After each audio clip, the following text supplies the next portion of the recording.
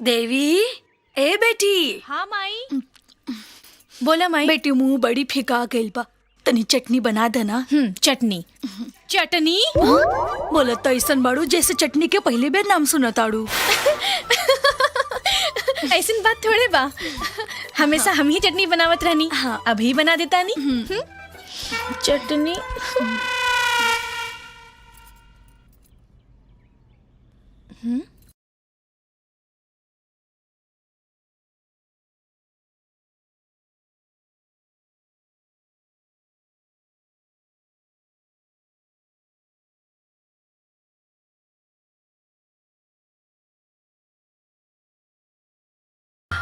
ए जी सुनो तानी। बोला जान। कहाँ बानी? तोहरा बगल वाले गांव में। जैसे तोहरा को एजा देवी नाम मिलल बा ना, हमरा के एजा अर्जुन नाम मिलल बा। और एगो बहुत ही प्यारी ममता मई माई मिलल बड़ी। हमरा के भी माई बाबूजी मिलल बाड़े। अच्छा। और माई हमरा के चटनी बनावे के हुकुम देले बाड़ी। हाँ तो चटनी बना दा, ओमे कौन बड़ी बात बा। रवो गजब बात करेनी। हम का जाना तानी चटनी कथी के कहल जाला और कैसे बनावल जाला। ए जी यही से तो रवा के याद कईनी है। हमार मदद करी ना, ना तो माई के हमरा पे शक हो जाए। ठीक बा, तू इंतजार करो, हम कुछ चक्कर चला होता नहीं।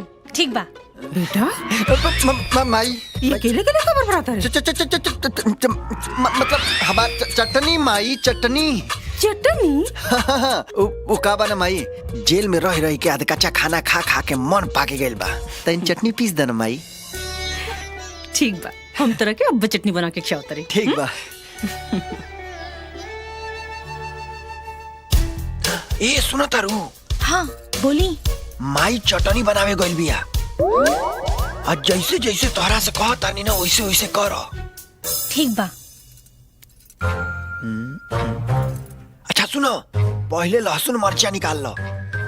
लहसुन मिर्चा।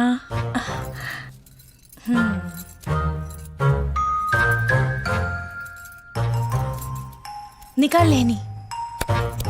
अब लोढ़ा उठा लो। लोढ़ा अच्छे से पकड़ ले बड़ू ना लोढ़ा के। इहे हुई। अब ओकरा के कूच। ठीक बा।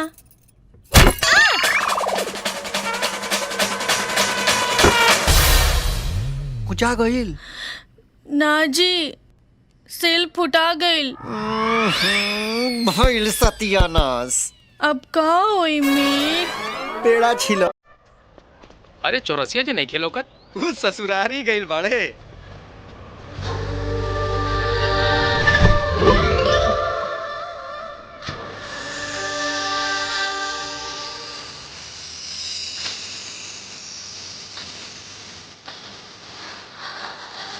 चांदनी जी ऐसे का आप बुढ़ेर के देखा तारा जे तोहरा से डरात होई से। हम तोहरा से डराए वाला नहीं की। अरे शांत बाबूजी शांत। देखा रिसियाल इज वेरी डेंजरस फॉर जवानी। इनका वजह से हमरा जवानी के कितना नुकसान हो गइल बा। ई बात इनकर समझदारी में काहे नहीं के ढुकत। प्यार से ढुकोइबू तो ढुक जाई। हाँ। प्यार से ना, मार मार के ढुकाई। अरे बाप ले, ऐठन दुलुम मत कला भौदी। मेमोरी चुप। फॉर्मेट मार देब ना तो यही जियान हो जाइबा। काहो राजा, जेल से निकल आइला और हमसे मिले तक ना आइला। तोहरा के का लागल कि हमरा के पता न चली? हमार जासूस गली गली में छुप के बैठल हवे। अगर तू जिला के शेर हवे ना तो हम उ शेर नहीं है। अरे भौजी भौजी भौजी, अरे गुस्सा ठोकीदा। ऐसा करा तू मोरनी बन जा। अब मोरनी बन के अपने मोर के ऐसा प्यार के जड़ी बूटी सुंघा देना कि इनके पखाना फड़फड़ा के मस्त हो जा। हमरा मस्ती के बस्ती में ना ई बेवफा के बसेरा ना हुई। ना भौजी ना, भैया बेवफा नहीं कौन। ये तो अपने आप से खफा बाड़े। बोला काहे बोलत नहीं हो? बोला। मुंह में ताला लागल बका। ना ना ना। जेल में लोग के थोपड़ा बिगड़ जाला और इनके देखा चिकन चाकन बन के आइल बाड़न। यही से तो भाव खाताड़न। लेकिन आज ना हम इनकर सारा भाव बिगाड़ दे। सच्चा प्यार कैले बानी, कोनो मजाक ना। अगर तू खुद के हीरो समझताड़ा ना तो हम कोनो हीरोइन से कम नहीं की। अब ई चांदनी तोहरा करेजा पर ना चमकियन। भाई लड़की हो कि मिसाइल हो, 2 मिनट में आइला तबाह क के निकल गई। अले बाप ले, ई त थाली नमूना हा। तबाही त तब आई जब भौदी ते ना मनैबा, दादल दी थे। अगर जाए से इनकार कर दे तो सबके शक हो जाए। ए भैया, अपने प्यार के नैया मझधार से बचा ल, आई तो बहुत पछताइबा। अरे मर्दे तो लोग चिंता मत करो जा, ये मिसाइल के हम 2 मिनट में मीस के ठंडा कर दे। आवा जा, आवा जा।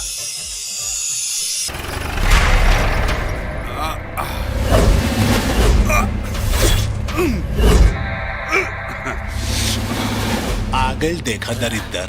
का रे चौरसिया, पाल लगा।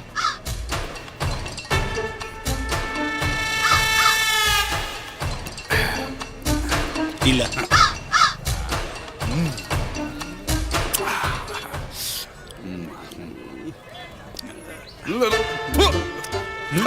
का भल जी? अरे चौरसिया, अरे ऐसा न पान में हुमच के चूना लगा देलेस कि पूरा मुंह खौर गई। का बात करता? सर, फोकटिया बैल के दांत ना गिनल जाला। चौरसिया जी जी, इतना भीड़ भाड़ काहे हरे? कोनो गायक वाला का? गायक ना सर, जवार के नायक आ गइल बा। नायक? लेकिन सर, एजा के खलनायक त नायक त रउआ बानी, ई दूसर नायक के आ गइले जो।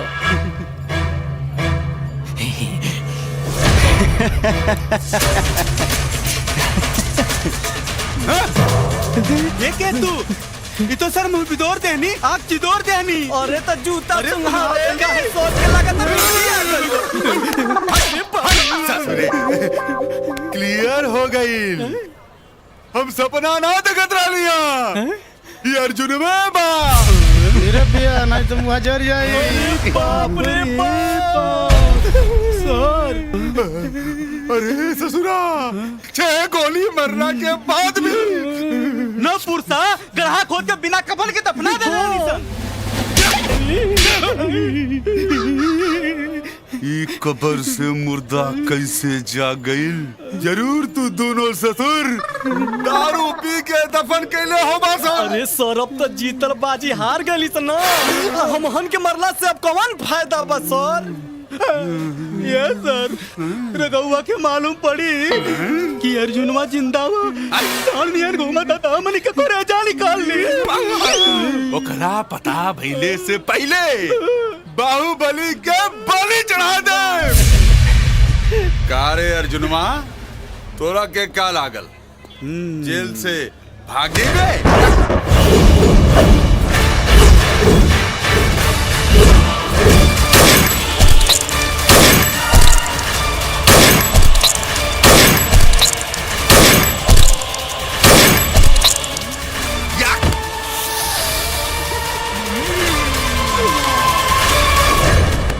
तई हवे अर्जुन के हत्यारा। हमार नाव थानेदार तेजू सिंह है। जब तेजाब बन के गिरी लाना तो तड़प तड़प के गलगला के मर जाला। गलत आदमी से पंगा ले ले बेटा।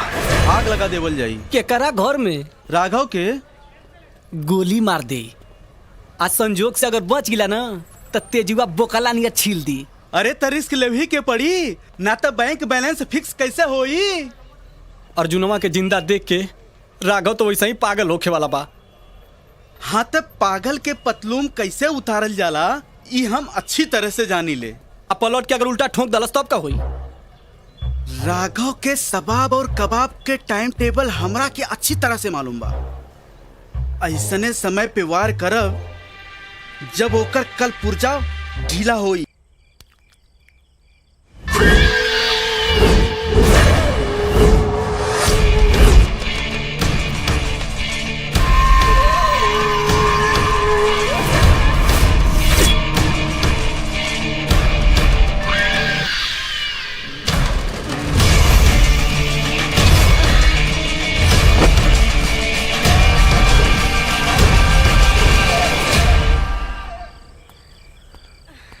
मालिक कहाँ बड़े हो? कसैली कूचदानी। कसैली? बाकी वो पान कब से खाए लगलन? अरे पान ना, जवानी के जर्दा खाता नहीं। आवाज सुनाइल? अरे चुकरतिया, बुझात तो सही समय पे आयल बानी। कौनो खबर होके तो बोल, बता देता नी। खबर तो बा, पर ओकर वार तोहनी लोगन से ना रोकाई। भौकाल मत मार बाऊ, बैठ। ठीक बा।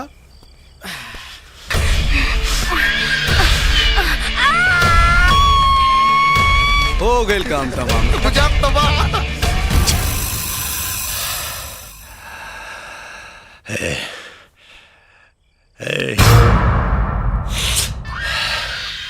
हो गइल। का भाई? ला, हो गइल काम तमाम। हो गईल। हो गई। भाई जी प्रणाम मालिक।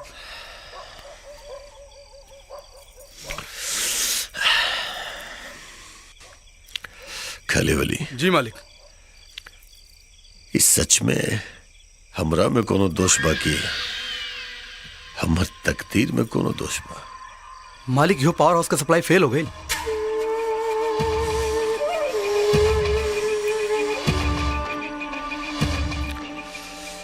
आइल तेराली बेचारी खुशी खुशी, लेकिन भुस्सी उड़ गए लेकर। सच में हमारा गुडलक में लकवा मार दिले बा, जौना भी फूल के छुएली गर्दन मुड़ जाला होकर। अरे तो खाली रस चूसेब तब न बची, बाकी फुलवे चबा जाए तक खाक बची।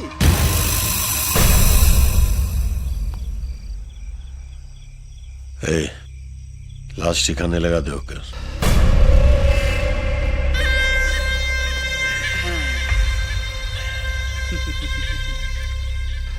बोल रहो।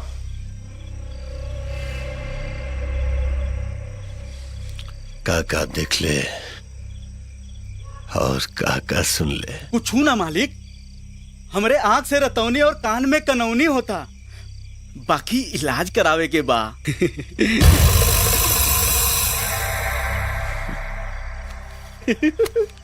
इते इलाज के हो गए मालिक, बाकी ऑपरेशन के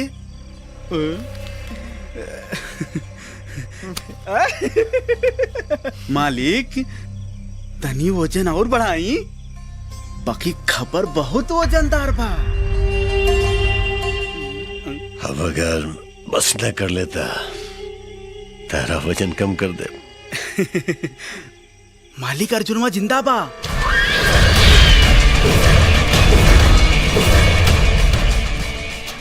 मालिक राहु कहाँ बा? अरे वो पत्नी बरता पति असर गल हो कोनो मंदिर में घंटी बजावे।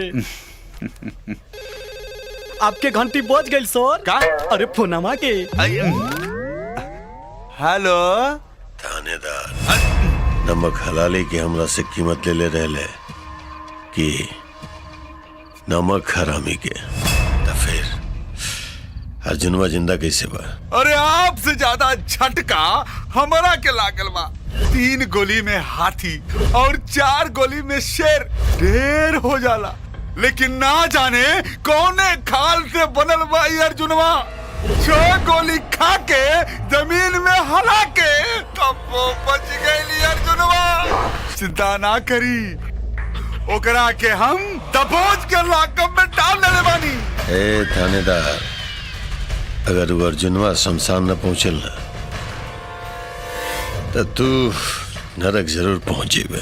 अरे शमशान का अर्जुनवा के अस्थि विसर्जित हो जाई और हम ना आपके खली और बलि करी हैं।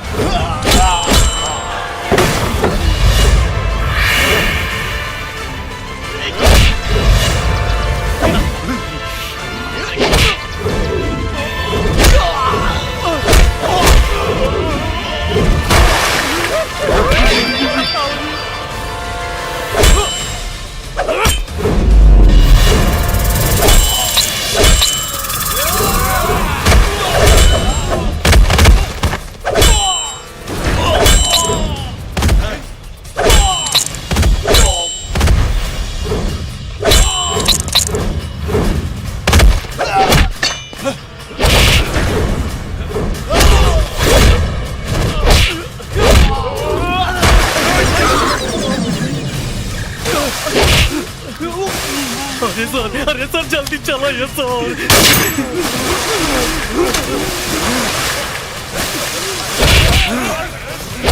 जल्दी चलिए सर, सर बन जाइए। अरे जल्दी रोको। गुंडई गोला बारूद से ना, जिगर से होला। और सुन, अगर आज के बाद कोनो भी कैदी की तरफ उंगली उठा के दिखौला सा ना, तो वह उंगली तोड़ के पिछवाड़ा में घुसा।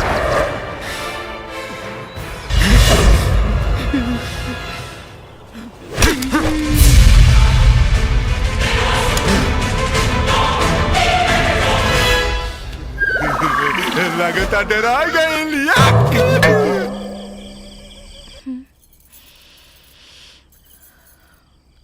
सुनतानी जी। हाँ जान, बोला। कहाँ बानी हमार मीत? जेल में बानी। हाँ, हे भगवान, ठीक तो बानी नू? तोहरा रहते कुछ हो सकेला का? ऐसन का हो गई कि जेल में पहुंच गई नी? वो है अर्जुन की करनी के सजा भोगतानी। हमार याद नहीं क्या आवत? अरे भुलैले कब बानी तोहरा के? ए जी, रउआ के देखेला मन बहुत तरसता। खाली देखेला? प्रेम पूजा करे खातिर भी। अच्छा, आ जाए का? अब ऐसे बोल के तड़पाई मत।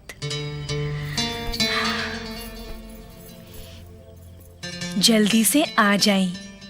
I am waiting for you.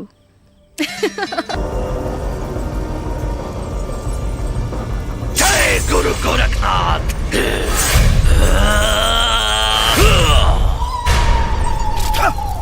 जय हो बाबा घोरीनाथ।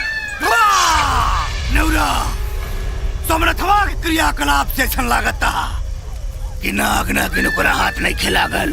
गुरुजी, अगर अघोरिया हमने जैसन ठन गोपाल के माला जपता, तब फिर नाग नागिन गायब कहाँ हो गए सन? यही बात से तो सोमनाथवा भी हैरान बने उरा।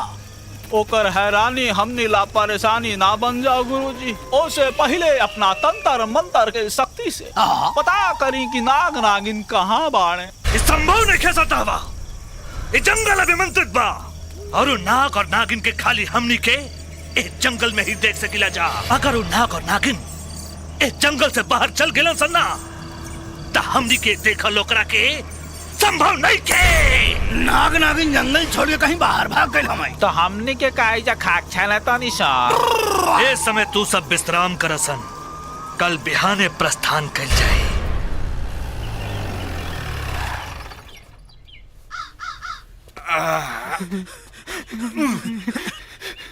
का भइल रे?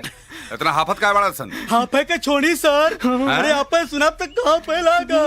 कहाँ पे लागा? तोरे मुँह में ऐसी है का रे? अरे ऐसी ना सर, न जेल के लॉकअप के ताला टूटल बा, न खिड़की, फिर भी अर्जुनवा गायब बा सर। पकड़, पकड़, चलो। कितना बार कहले बानी कि दारू पी के ड्यूटी मत कैल करा सन। नशा में तो हनी के न कुछ दिखाला न बुझाला। चला। ये सर, पूरा होशो हवास में जेल के कोना कब्जा सब खोज लानी, और अर्जुनवा के कोनो पता नहीं के। अये सर, ओकर शैतानी हरकत और रूहानी ताकत देख के ऐसा लगता वो अर्जुनवा ना, ओकर भूत बा। डरा मत रे। सोच निकट नहीं आवे महावीर जगन। डरा मत रे। डराए के सख्त जरूरत बा। बिना लॉकअप के ताला तोड़ले आदमी ना, काले भूत है।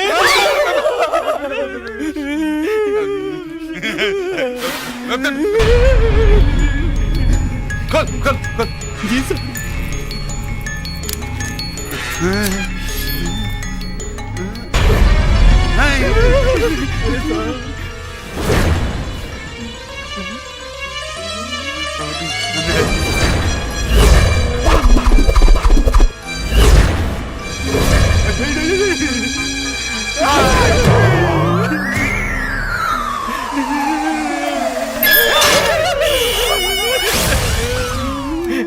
ये सर, अगर कुछ दिन और जियल चाहता नहीं तो कर ख्याल दिल से निकाल दिया सर, ना तो वो हमनी के दिल निकाल लिया सर। हम तो सुन ले बानी आदमी का करे जा बहुत बड़ी चाव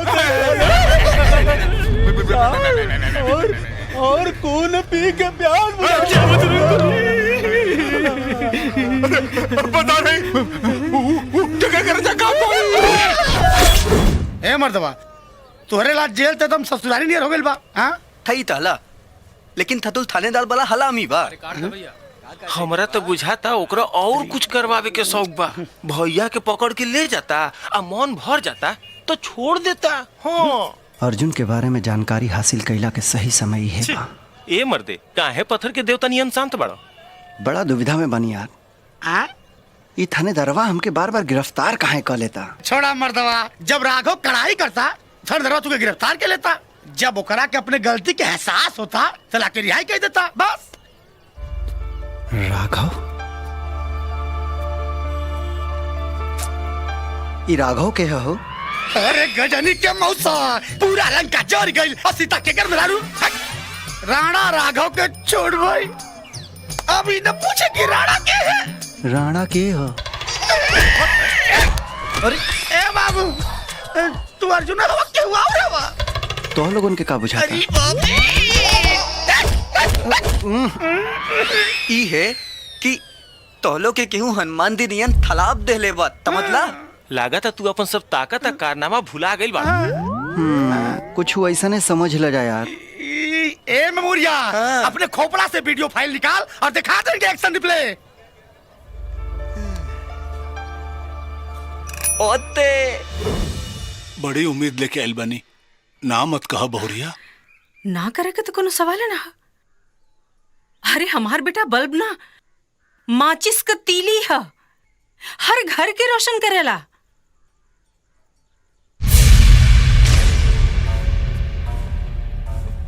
द्वापर के महाभारत में ऊ अर्जुन अपना हक खातिर दुष्ट कौरव से लड़ाई लड़ले रहलन। बाकी कलयुग के ए महाभारत में ई अर्जुन वो दुष्ट राणा सिंह से लड़ी रउआ सभे के हक हिस्सा खातिर लड़ी।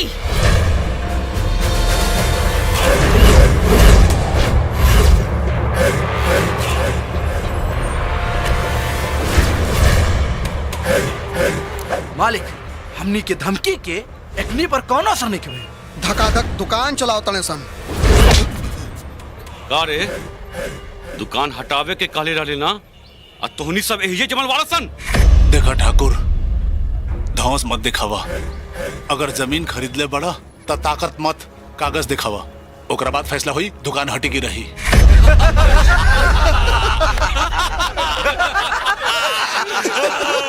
ए कागज दिखावा चचा के।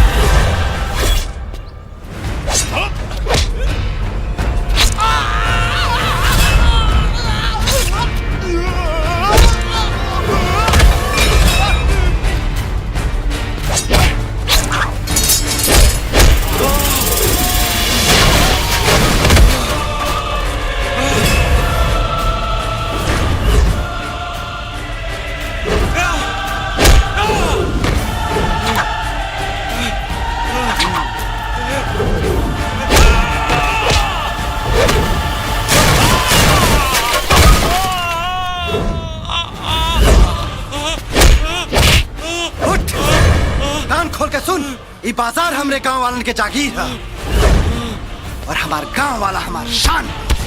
ऐसे अपन रंगदारी यहाँ ना कहीं और दिखाइए।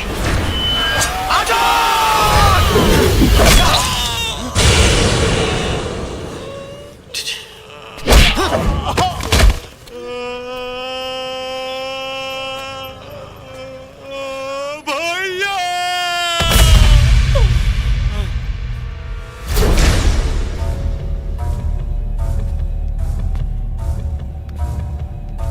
सब याद आ गए हमके, लेकिन राणा तो अपनी मौत मरल रहे यार। ना ना ना, ओकरे मौत के जिम्मेदार तू ही हवा बाबू। ई बात काहे भुला गेला? एकर मतलब अर्जुन के मरवावे में राघव के हाथ बा। अरे समझत का बाड़ा तू अपने आप के? अरे हम का कोई नहीं है। अरे कुछ करत नहीं खे, यही से तो हमार जवानी जरता। सबसे हंस